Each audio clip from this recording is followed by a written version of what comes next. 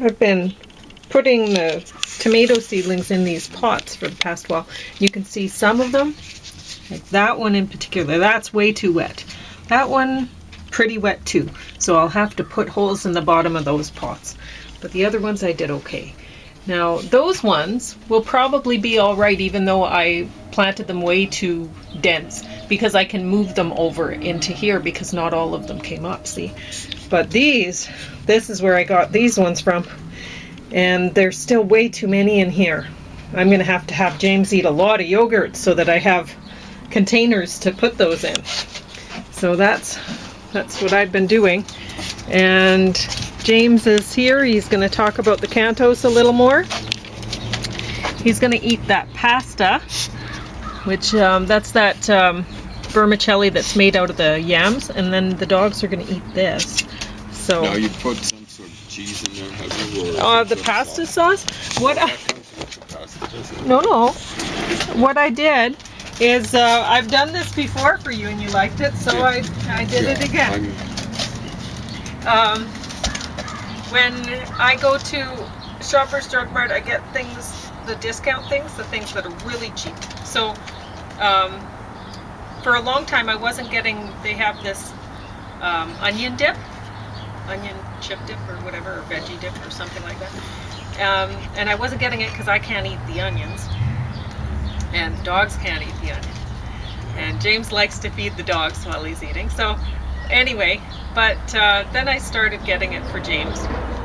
And it's also useful as a pasta sauce, I found. So if you mix up and it helps with these yam noodles, especially because they look not a good color. They're kind of clear and they look wormy. They look that's wormy. What vermicelli means. Yeah, and the yam ones especially, right? And so if it's a creamy sauce, you can't tell. It looks sort of white anyway. Yeah, it's much more appetizing. Yeah. So, anyway. So that's what James is having. And what do you think of that? I like it. It really livens it up. The vermicelli by itself is terrible. I know. Well, it's not really terrible, but it's not. Well, nobody would tastes eat kind it by of itself. slimy and stuff like that. Once it's got something to dress it up, then you forget the kind of worminess of it. That's the whole point of vermicelli. No? Now, usually people are going to eat it with typical Italian ingredients, like something reddish or whatever.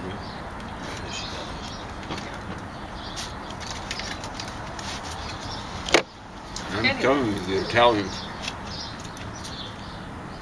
have been awesome when it comes to. Okay, you guys, hey, who wants cheese? You want the stars? Yeah, that's right. Oh, you don't want it? You do. Okay. No. That was sneaky, eh? Puppy, come here, buddy. He took the cheese and he went back to barking.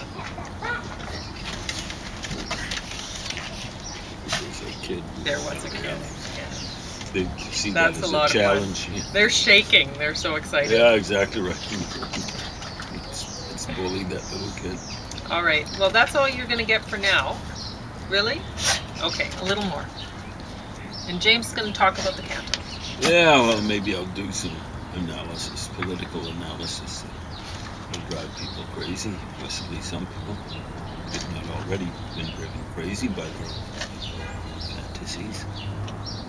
So, a person I actually like, I'm not going to mention her name, what their relationship is to me. I'm not related, but blood related. Was saying Donald Trump's strong, brave. He's a coward. Like you look at him attacking Canada verbally, and presumably attacking him like the tariff terrorist he is. Within the next few days and next month or whatever. Well, he's not brave anyway, because 1/8 of the United States in terms of power. If somebody is saying something really, really right-wing or whatever, that's not brave, because the terrorists haven't been really left-wing.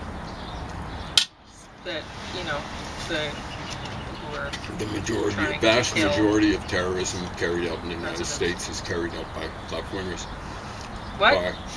Right-wingers, I should say. Yeah. I just kind of woke up. That's okay. Right-wingers. So, it might be 90% are carried out by right-wingers. So about 2/3 of it's carried out by militias, right-wingers, and about 1/3 of it maybe 30%, carried out by Muslims, fundamentalist Muslims. Okay? That leaves maybe, I think, 5%, less than 10%. Yeah, but they're very conservative too.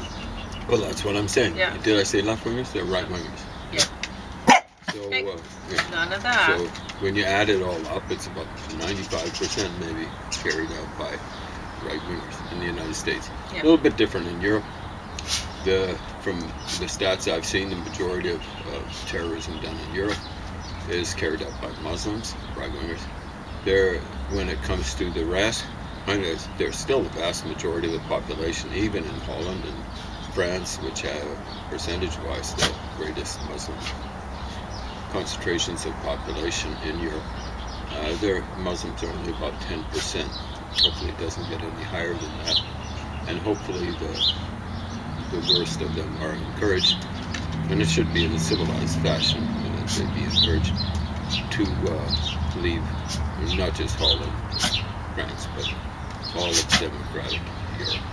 They can go back to Turkey, it's supposedly part of Europe, but they shouldn't be forced out. At this point in time, they should be encouraged to go out, maybe even given financial incentives or something like that. No, I'm trying to look Talking at about fundamentalist Muslims. People are cultural Muslims or something like that who've been raised in a Muslim atmosphere, but are thoroughly secular. They should be allowed to stay. In some cases, if they're real refugees, like gay people heading from Muslim areas, they should be encouraged to stay. But the stats in Europe seem to indicate that the majority of non-Muslim terrorism carried out there is bad.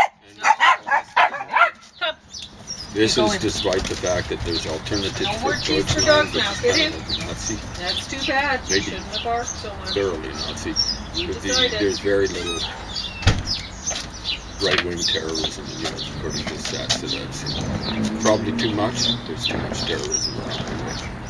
I was watching Nella, or listening to Nella Ayed. It's like I can picture in my mind. Nella Ayed on CBC. Well, I've actually got a picture, a book. That has a picture of her. So I suppose that helps. You can always picture her. Well, she's probably added quite a few years since this book was put out. Sure. She had a program. Ooh, it's kind of like, I've got a book too.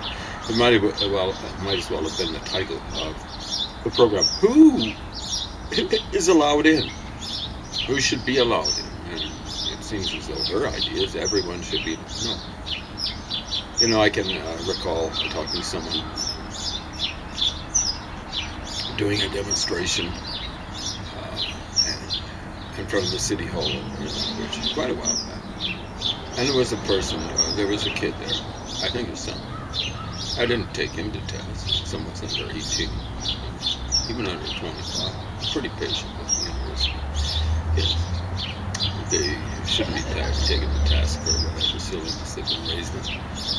But the mother, I really didn't take her to task. I should. I was usually out in the parade or demonstration. And the demonstration was breaking up. They didn't want to keep it too long. And didn't run with any visitors. So it was something to do with immigration. And I said, so should Nazis be let in? I didn't even get to the end. No, absolutely not. And what's the difference between, like African National Congress, supporters of Robert Mugabe, supporters of,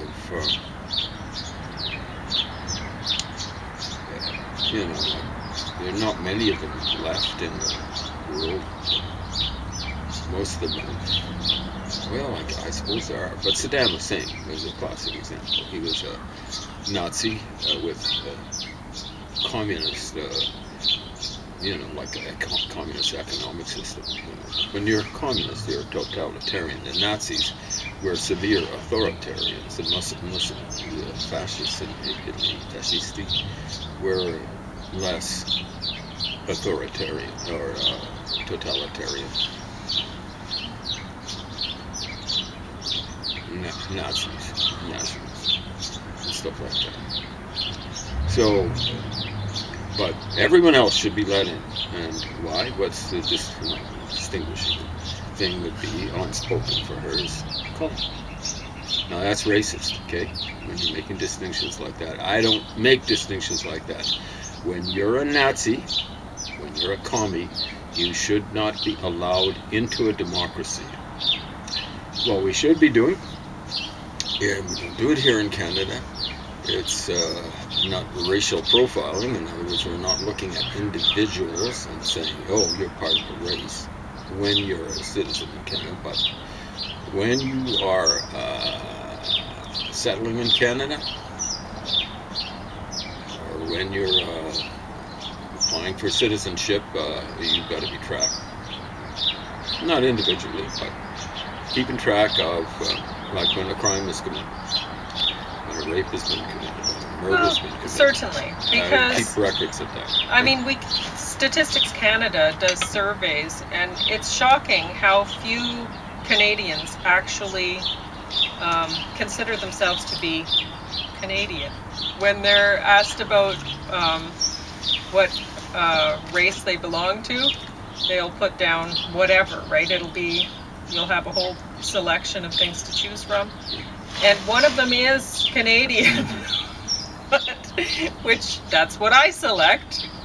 That's what I am. Of course, a lot of people, when you're talking to them, the worst I ever ran across was from Czechoslovakia. But where are you from? I'll say, I'm from Africa. I was born in Africa. And this one Czech guy, not so much his wife, I'm Canadian. Yeah, I'm Canadian, we've only had that happen a few times. Like James always asks, where are you from? Because we go hiking in the mountains and there's people from everywhere there. And James likes to get talking with people from elsewhere. Well, I know, they could be tourists, So he always asks, where are you from when we're hiking? And there's only been a couple people that have taken offense to that. The one was that Czech person. You remember that thing. And the other one, well, his wife too, really.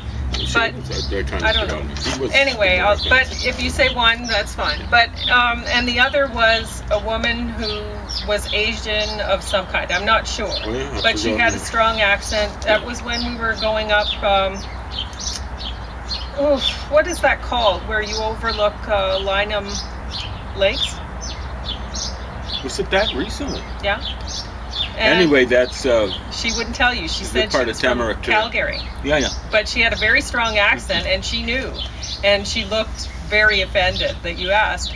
But then when you said, I'm from Africa or whatever, she still didn't give up where she was from. She never did the whole time. Well, she doesn't really owe that to anyone or to me. Not at all. But to be offended is really offensive. It because if I go someplace else... Especially if you have a strong accent. It's obvious that you weren't born in Calgary. If I go to someplace else and someone asks me where I'm from, I'm not offended. I'm not being hypocritical or anything like that. I feel good about it. Now, if they get in my face and start spitting at me or something like that, the thing that bothered me when I went to Russia was people could see me. This is right after the Soviet Union fell. You could see guys in army uniforms would be spitting. When they said spit. You weren't saying anything. That's offensive. You do that sort of thing. Get in someone's face But no, I mean... Start challenging, that's offensive. But when I first heard that you shouldn't ask where people are from because that's impolite or whatever. I don't know what they were saying. According to these bozos. Yeah, I thought that's ridiculous. Like, how could that be? But honestly, when I hear that people have a strong accent and they say that they don't want to give up where their country of origin or something like that, it makes me wonder, well, what are you hiding? Because I mean, thousands of people have told James where they're from and shared like great details about, like, it's like the actual town or whatever, you know, like not just the country, but Well, sometimes they'll guess where they're from. Yeah. You know, there were people from So- Romania. I said, "Are you from Varna?" No, that's not the capital of Romania. And they were out to guess. Now, sometimes they're being nice. They'll say yes, and then they'll say, "Well, I'm from around there." So, yeah. Well, it's, when you guess it that closely, it's amazing. But I suppose, you know, sometimes, or sorry, like when you can guess where people are from in England or something, then that's, I mean, there are differences in the accents, so I suppose, which is weird, hey? But it's just the way it is. I guess it's, Sorry, cultural. I just woke up. It's Bulgaria. I said Oh, Varna. sorry. Okay. Oh, Anyway, I didn't mean to talk to you. At any rate, what was I going to say? Yeah, the one that really surprised me was that the people were from Massachusetts. I said, "So you're from Framingham?" How'd you guess? Those little moths are out. They're flying around. But hopefully the average person, vast majority of people know that I'm interested in where they come from, just like I'm interested in where I came from. I came from Zambia, then called Northern Rhodesia. And I'm interested in languages, interested in all that sort of stuff. And again, when you're out walking, you don't know if it's a tourist or someone. Usually they're tourists and stuff like that. So usually people are complimented, I'd like to think. They do seem so, but there's only been twice where they exactly haven't right. been, and they have. I mean, I'm not going to push it or anything like that. And I'm not in people's faces, even if they're immigrants here and stuff like that. You know? I mean, it generally works around the other way. I'm going to say, you know, like one time we were in a situation where we were lining up for something. Pauline had already made friends with some people wearing head coverings and stuff like that. And I'd noticed that the men hung away from the women.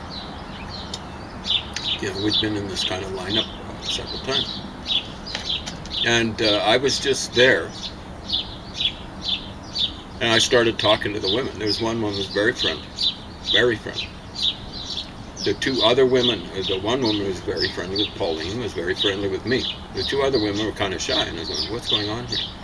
And then I happened to look over my shoulder, and I could see the guys who were watching them? Looking Yeah.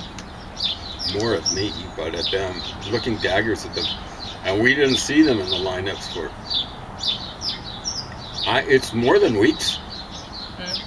Months. But you know, I shouldn't feel danger in my own society from talking with women. So these guys were refugees from Syria.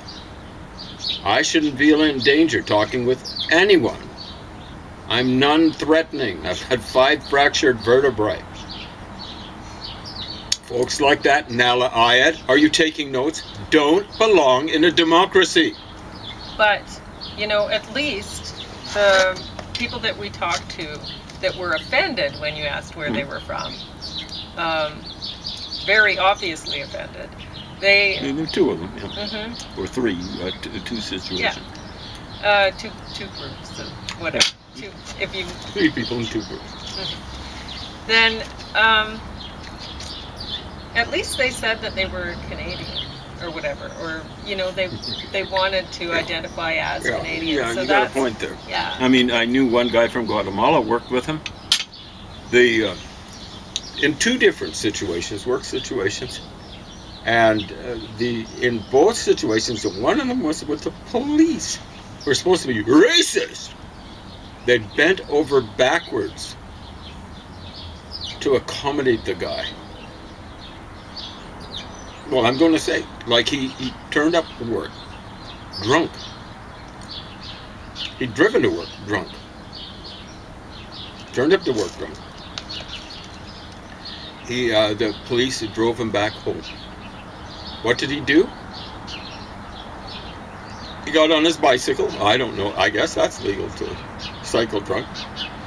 went back to the cop shop, and I guess he'd driven a pickup, threw his bicycle in the pickup, and started driving it off. The cops had to arrest him, and he got fired. What can you do? You know, like, it's done him. He was a bad temper. So he'd been fired, and somehow or another run across. Now understand that cops were trying to work him in, working there. When they moved into the new cop shop, they were going to have a new extra janitor, and they'd been trying to sneak him in. They'd asked me, who do you want to be the extra janitor? And I said, a guy called Roy. I'm not going to mention his last name. I could, because he was a wonderful guy. Ended up dying of cancer. And I really believe in seniority rule, but they asked me, and I said, ask for Roy, whatever. They didn't follow my advice.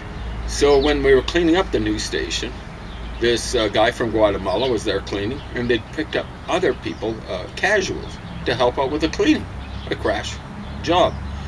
And they were talking with this guy, and they said, we haven't seen you, who are you? Blah, blah, blah, blah.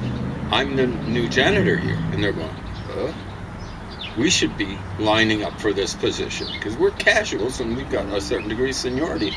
You know, they would ask him what his seniority is. He'd have like a few months or something like that. And so, of course, there was a grievance. Guess who was the new janitor? Yeah, it was a guy called Roy. It was the same guy that I'd recommended. Really good worker. So, guy lost his, like he didn't continue at the cop shop. They got him there afterwards. I guess after this Roy guy died. But then he got fired. And so there were people in parks knew him. When I was working in parks, they were asking me, isn't this guy great? And I said, yeah, great worker. I'm going, yeah, like, yeah. Here at the cop shop, we're doing janitorial. We're given a map of what our responsibilities were. I had basically one floor. No, it was more than one floor. Part of the main floor, part of the floor that the head cops wanted me to take care of their area. I actually knew how to do janitorial and actually cared even about that. And there was one room, just an interview room. It was on a floor that we shared, but it was obviously this Guatemalan guy's. He'd never do it. He kept on saying, that's yours. Couldn't read a map, apparently. I don't know. Why should someone be alone in the country who can't read a map? He could read the rest of it plenty fine. He just wanted to make a point or something like that. Pointless point. So, when they were asking me later in parks, he's a great worker. I was like, I didn't want to say that. He's hard to get along with. Anyway, they hired him after he'd been fired from the cop shop. And legitimately, gosh, it's bad enough driving to work and working drunk, but then getting on a bike and then driving his pickup off of the cop parking. It's just asking for it. What? Yeah. So, yeah, I was not even a binge alcoholic. I used to wonder, why is this? He must have trouble with his eyes, constantly bloodshot eyes. You know that. Maybe he's just slurping too much. I didn't know. People are saying, you can smell the drink on him. I can't. I don't care. You know what I'm saying? Maybe you don't. I don't care. So, they had trouble with him working drunk. And finally, they had a protocol where, if you got caught drunk, you had to go dry out facility. They gave him at least one chance there. Finally, they decided they were going to have to fire him when he's at a urinal, peeing away. And his boss is peeing in the urinal next to him, and the guy kind of faints, almost like on his feet. I don't know how that happened. It must have been right into the urinal or something like that. It's just, like when you're drinking that, you're in bad shape. This is after he dried out, at least once, maybe twice. And they fired him. I remember him saying to me, it was before the second fire, I hate Canada. Huh? This is after the cops had been so nice to him. I hate Canada. What? People like that don't belong in a democracy. I hate Canada. He was a left-winger. I don't know how far left-wing he was. I wouldn't be surprised if he were a commie. I hate Canada. Well, I don't hate people like that. I don't want them around. I really don't want them around. They don't belong in Canada. Now, how bad of an alcoholic it was? Well, his wife worked at a large institution, and the story going around, now this guy had a bad temper. The story going around was that he was a beater, a wife beater. Fun times. I can see it, because he had a bad temper. Bad temper. How bad of an alcoholic was he? Well, he ended up poisoning himself. What with? Alcohol. Yeah? That's how bad of a drinker he was. How he was ever let into Canada, how he ever, presumably had citizenship, I have no idea. Absolutely clueless. How bad of a temper? We were working on a major intersection, maybe the major intersection, outside of the large arterial, off of University Drive. It was Columbia, and I think it was McMaster or something like that. Just coming up noon. We're doing all four corners, like putting landscaping, where they put in new concrete around the edges of the road.